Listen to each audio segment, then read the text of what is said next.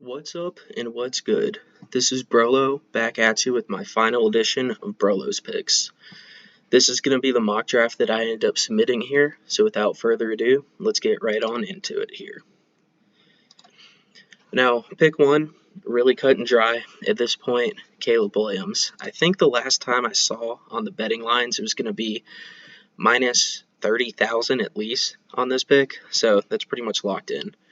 Now, number two, for the longest time, I've been saying the Commanders should pick Drake May at 2 overall. At this point, I don't think they're going to do that, and in this mock, it's going to be what I think is going to happen rather than what I would do. So without saying any more, Jaden Daniels is going to be pick number 2 here. Now, pick number 3, New England. A lot of people saying they should stick and pick Drake May. Pretty much everyone else is saying they should trade down, accumulate assets, worry about quarterback later. This is an NFL driven by quarterbacks, and with that, I'm going to have them stick and pick. However, I'm going to pivot and go J.J. McCarthy over Drake May. I don't know why. I just have a gut feeling it's going to be this, and, well, here we are. Now, pick 4, Arizona Cardinals, has been a hot commodity for a trade-up situation here. There's been a lot of talk about the Giants wanting to trade up. However, I think that's going to be all noise for the Giants wanting someone else to trade up and just big brain their way into maybe drafting Marvin Harrison Jr. That's not going to happen. Cardinals are going to stick and pick and go Marvin Harrison Jr. They need a wide receiver one desperately. He's the best one available. I don't think they're really in a position to trade for a wide receiver one and then turn around to pay him right now. It just makes too much sense. Now, pick 5 is another popular trade destination, one that makes a lot more sense because the Chargers need to accumulate assets. I've seen everything under the sun happen. I've seen the Vikings trade Justin Jefferson for the rights to pick here. Usually it's J.J. McCarthy. Maybe it makes a little more sense if Drake May is available here. I really don't see the Chargers trading down at this point. There's a couple people that they really like that would fit. Yes, Malika Neighbors fits the bill. Yes, Remo Dunstay fits the bill. As of today and this morning, there's been so much talk about J.C. Latham fitting the bill. I think they are going to go offensive line, but I'm going to have them sticking and picking at Joe Alt, someone I feel really confident about. Now, going over to pick 6 here at the New York Giants. I said earlier, there's a lot of talk and smoke about them wanting to trade up for a QB. In this scenario, QB actually falls to them. However, the NFL is calling their bluff. They are not in on quarterback at all. They want to accumulate assets. So, I have the Vikings wanting to trade up in this scenario here. I'm not 100% sure exactly what this trade would look like, but I'm going to at least have the 2 first-round picks to go up for a quarterback because quarterbacks are pricey. That's going to be factored into this price, and that's exactly what's going to happen. Now, with the Vikings sticking and picking, or trading up and picking, rather, they're going to get their guy in Drake May. Yes, they should have been able to trade up to 3 and get him. In this situation, I don't know why, I just think it might happen this way. Drake May falls to 6, gets picked by the Vikings. This brings us to pick 7 with the Tennessee Titans. They've been linked to offensive line, they've been linked to edge, they've been linked to corner. They addressed corner earlier with a trade with the Chiefs. They traded a 3rd-round pick over for Ladarius Sneed and paid him. I think that kind of covers corner right now, no pun intended. I think they could go edge rusher. However, I'm going to have them stick and pick and go J.C. Latham with the assumption that all this smoke has been pushing J.C. Latham up to pick 5. Maybe the Titans have been saying that all along in hopes of getting Joe Alt. It didn't work, so they just get J.C. Latham instead. Going over to pick 8, Atlanta Falcons. This is another popular trade destination for someone coming up. Yes, Malik is available, Brock Bowers is available, edge rusher is available, Rome is available. There's a lot of talent that people could want here. I think ultimately the Falcons are interested, but not at the price point of what people are willing to pay. They're going to stick and pick, and in this draft, I'm going to have them go Leatu Latu, edge rusher 1 in this class. This brings us to the 2nd pick for the Bears. They only have 4 picks in this draft. It's popular to have them trade down, and that's exactly what I'm going to have them do here. What I think that this trade is going to look like with the Colts is going to be a pick swap of first-round picks. The Colts are going to give up maybe 82 and 151 or something like that. Maybe they get back like a 5th next year or something, but for this exercise, it's going to be a 1-for-1 swap here. Now, with the Colts moving up the board, I think they're going to go one of two ways. They're going to go Malik Neighbors or they're going to go Brock Bowers. Both fills position of need. I think Brock Bowers is going to be a little bit more valuable to the Colts, and I think they should do that. But again, this is going to be of what I think the NFL draft is actually going to look like, and they're going to go Malik Neighbors at pick number 9. This brings us to the Jets at 10. Earlier, I had them taking receiver, I had them taking tight end, I had them taking pretty much everything but offensive line. Reason being, this front office might not be around in 2025 if this team fails. They won't see the fruits of their labor with this pick. However, I'm going to pivot and change, and I'm going to have them go offensive line here. The reason being, they brought in Mike Williams to help out in the receiving core there, and yes, that should fill the need for the time being. They can address that later on in the draft. They have a 3rd, 4th, 5th round pick. They can address receiver there. They cannot get one of the top talents at offensive line there. With that being said, I'm going to have them go Talise Fuaga, someone they've been linked to ever since I started looking into this draft very seriously back in January. Now, this brings us to pick 11. This pick was the Vikings. They traded up to 6 with the Giants. The Giants got 2 first-round picks here. In previous mock drafts, I have the Giants sticking and picking at 6, and they go Rome Odunze over Malik Neighbors. In this scenario, I'm going to still have them going Rome Odunze here. I think they're going to be all in on receiver. For whatever reason, Rome falls outside of the top 10. This is an uber-talented class, so I understand. He just fills the need as the number 1 bona fide receiver that the Giants have been missing ever since Odell Beckham left. Now, this brings us to the Denver Broncos at pick 12. This is a very popular destination for quarterback. Yes, they technically did trade for Zach Wilson a couple days ago. I can totally see them going Bo Nix or Michael Penix. However, I think Sean Payton is going to say, you know what? I'm going to do this my own way. I'm going to build my quarterback in-house here. With that being said, they're going to stick and pick. But they're going to go, in their eyes, the best player available in Dallas Turner, edge rusher out of Alabama. This brings us to the Raiders at pick 13. Again, they have been linked to quarterback as well, just like the two I said, Bo Nix or Michael Penix. I think they do want to get Jaden Daniels. I don't think they're going to have the firepower to get Jaden Daniels, though, so they're going to compromise. They're going to get Michael Penix Jr. I think he's going to end up being a top 3 quarterback in this league. Yes, I'm a Washington fan, as I have the Washington bias as I say that. But, I mean, the talent is just there. Yes, he's had a couple injuries over at Utah, but he made that Utah team look really good, and he brought Washington to the national championship. I think this guy is going to be elite. Now, going over to pick 14, this brings us to the Saints. For the longest time, I've had the Saints actually sticking and picking and going wide receiver and going Brian Thomas Jr. However, a lot of people have been saying they're going to go offensive line. I definitely think they could. I have never started buying that until yesterday with the news of Ryan Ramczyk retiring. So with that and all the noise of them going offensive line, I'm going to jump on that bandwagon and go offensive line and Olu Fashanu. Now, this brings us back to the Bears at pick 15, who traded with the Colts earlier. Now, there is a couple interesting players available that the Bears could go after. They could go after Brock Bowers here. I think that's definitely a smart move for them, but I think a better move for them is going to go defensive tackle in Brian Murphy II. Brian Murphy is a top 10 talent in this class.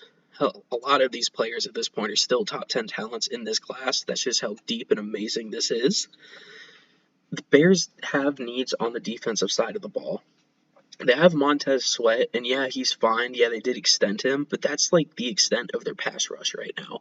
Brian Murphy, yes, he does play interior defensive line, but he can still be very disruptive there.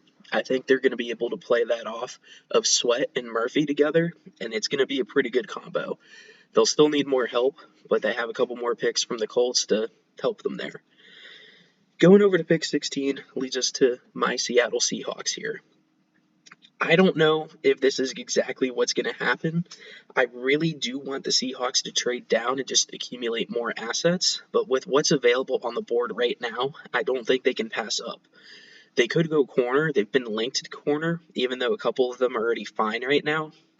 They do desperately need some more defensive backs. They need some defensive line.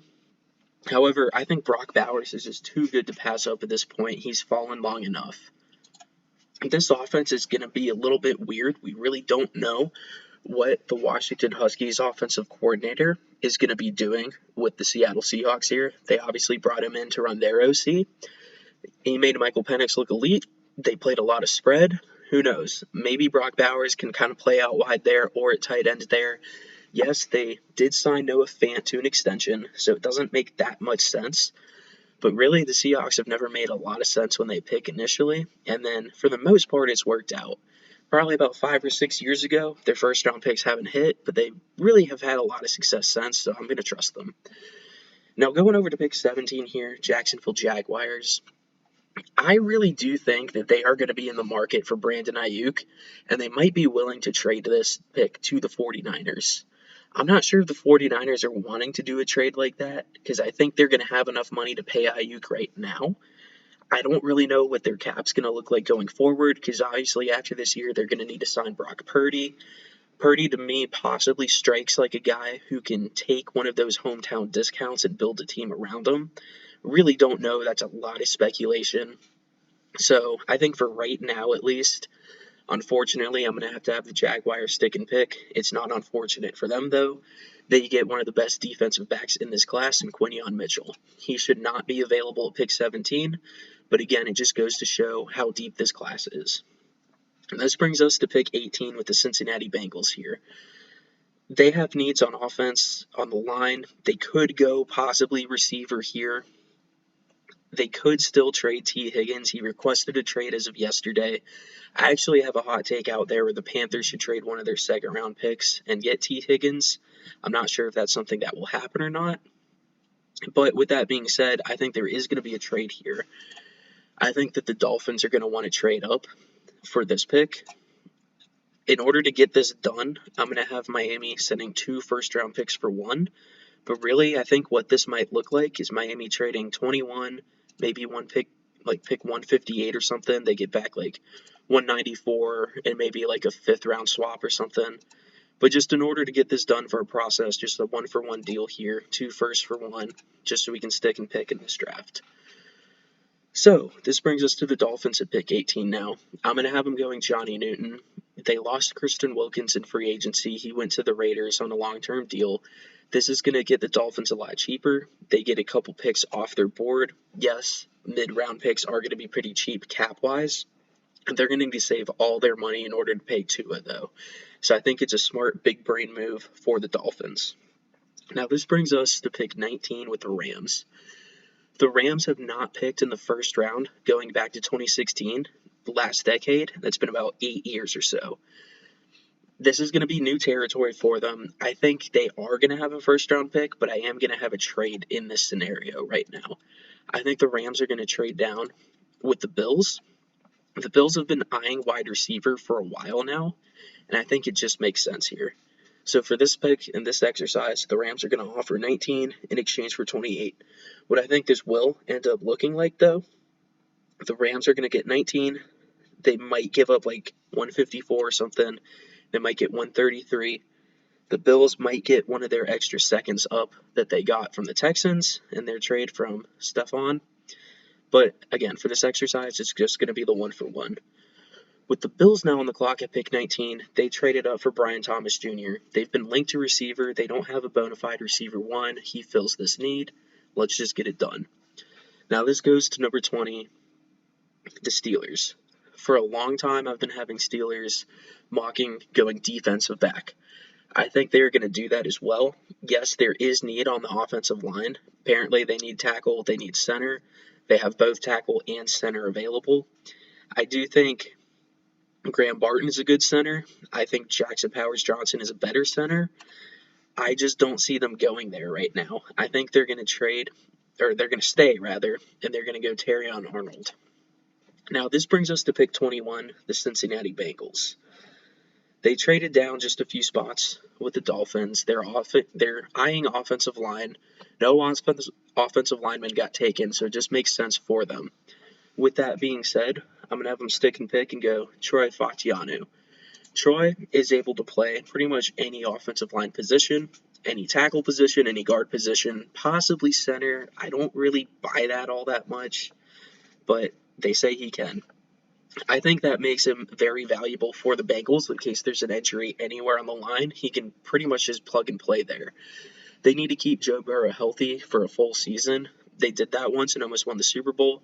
Yes, he had a off-the-field injury with his hands last year, kind of weird, but he is injury prone at this point. You need to protect that man the best you can, especially since you paid him a big bag. Now, this brings us to the Eagles at pick 22.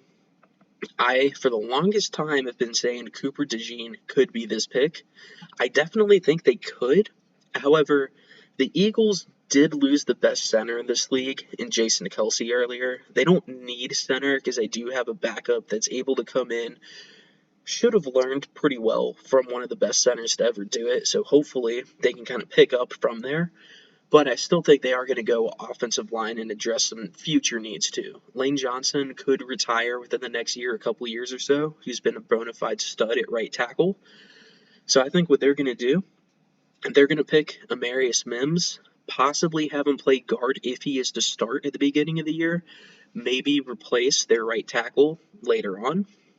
We really don't know for sure. Maybe Lane Johnson can play for a couple more years. We'll see. But that's going to be the pick. Now, going over to pick 23, the New York Giants, again, they get this pick from the Vikings in the trade up when they got Drake May at 6 overall, not 2 or 3 overall, but 6. You heard that right. The Giants do need help a lot of places in this team still. Yes, they got Roma Dunstay to fill somewhat of their wide receiver need. They don't really need edge rusher. They traded for Brian Burns, which was a horrible trade by the Panthers, but poverty franchises make poverty moves, I guess.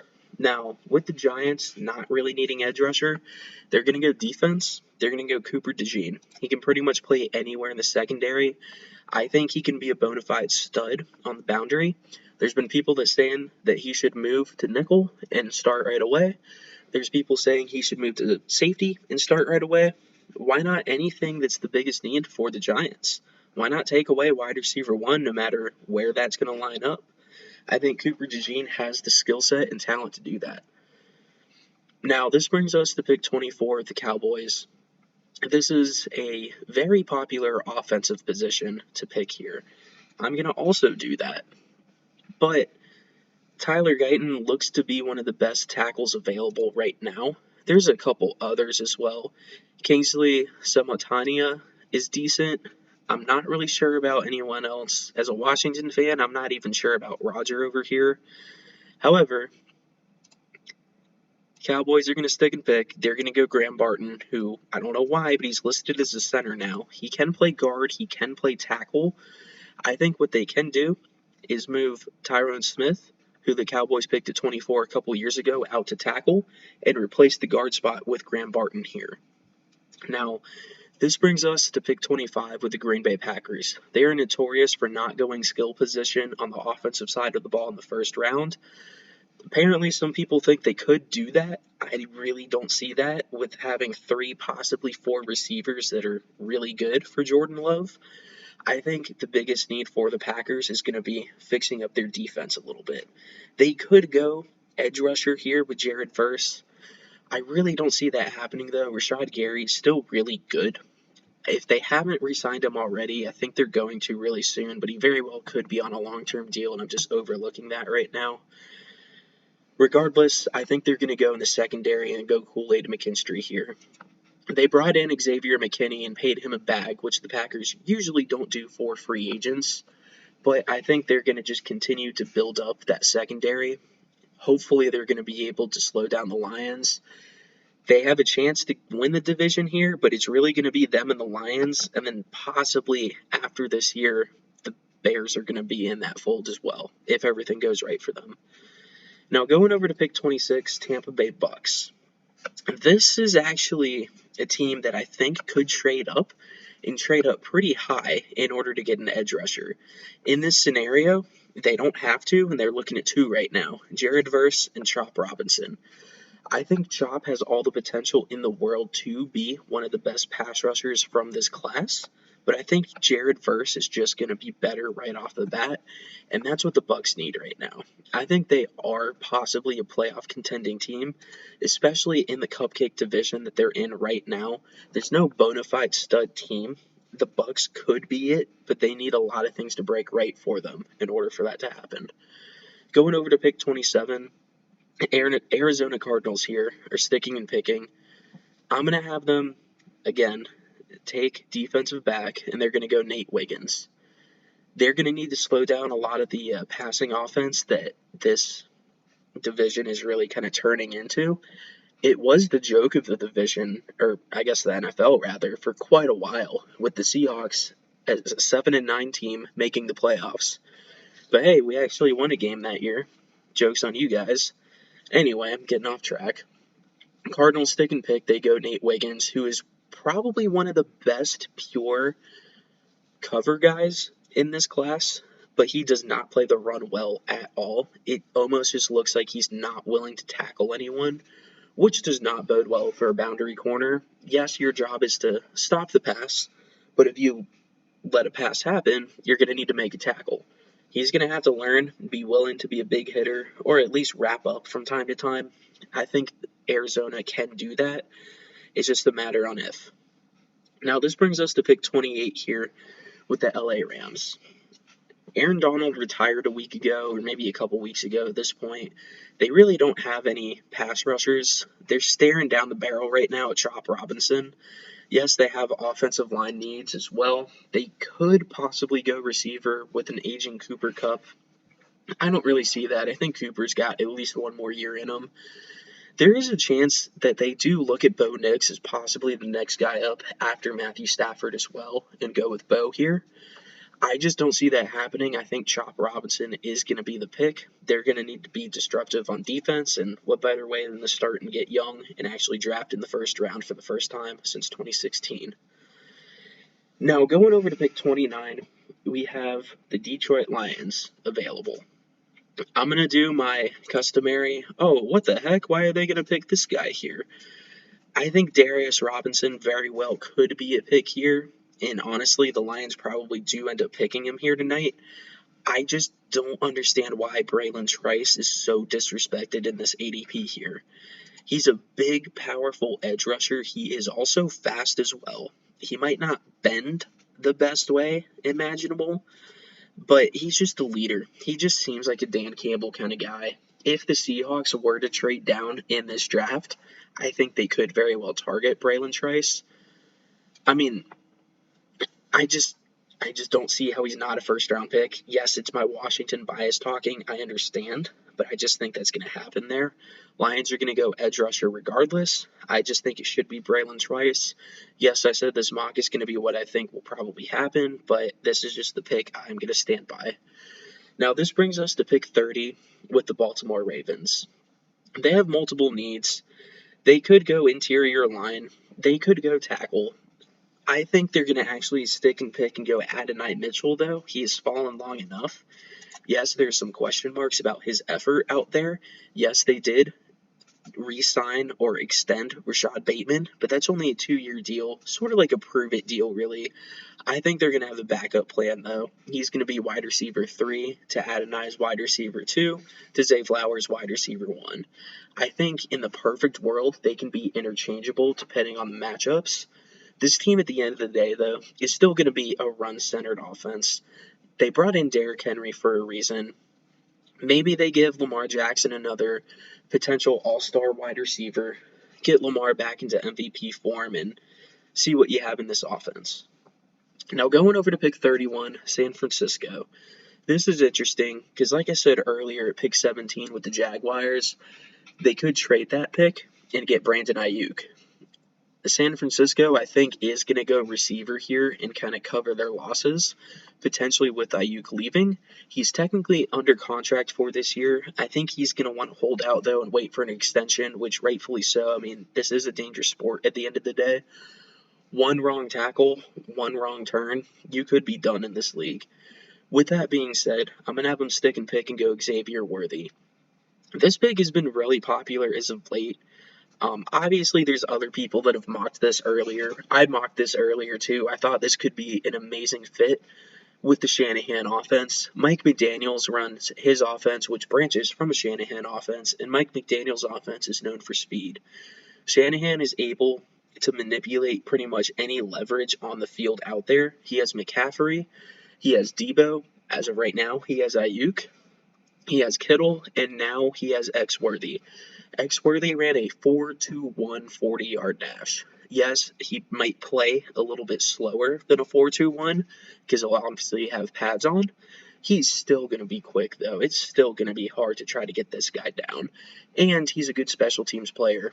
With the rules now changing on the kickoffs, I think this is going to be a good weapon for Shanahan to kind of dive a little bit more into special teams there. Who knows? Maybe they'll go back to the Super Bowl and maybe actually win one this time. Now, pick 32, Kansas City Chiefs. Last pick that I'll be doing here because we're only doing the first round. Previously, and I still stand by this, I think they could go running back and go Trey Benson here. Again, pick up that fifth-year option for a running back. The NFL does not want to pay this position a lot of money. What better way to get around that than just get a fifth-year option? Yes, you pay them a lot of money on the fifth year, but it's not a long-term deal. It's just a one-and-done year for them. So that's my reasoning for them going running back. I don't think that is going to happen, though. I think what's going to end up happening is they're going to stick and pick and go offensive line. Tyler Guyton, I don't know why, but a lot of people say he's going to fall. Obviously, I have him falling here, too. I think Jackson Powers Johnson should be a first-round pick. I think he could go in the low teens. I think there's a chance he goes to Jacksonville at 17 if Quinion Mitchell is gone, too. But that's just going to open up a can of worms going back and repicking other picks, so I'm not doing that. I'm going to have the Chiefs stick and pick. They're going to go offensive tackle Kingsley Sumatania. Probably didn't say that correctly, but I tried. Now, this is just the final look at my final mock that I have here tonight. Again, this is going to be a couple hot takes here. I do think that the Patriots are going quarterback and they're going to stick and pick. It might not be J.J. McCarthy. I don't know why. I just think that is going to be the case. Chargers, I think, are going to stick and pick and go offensive line.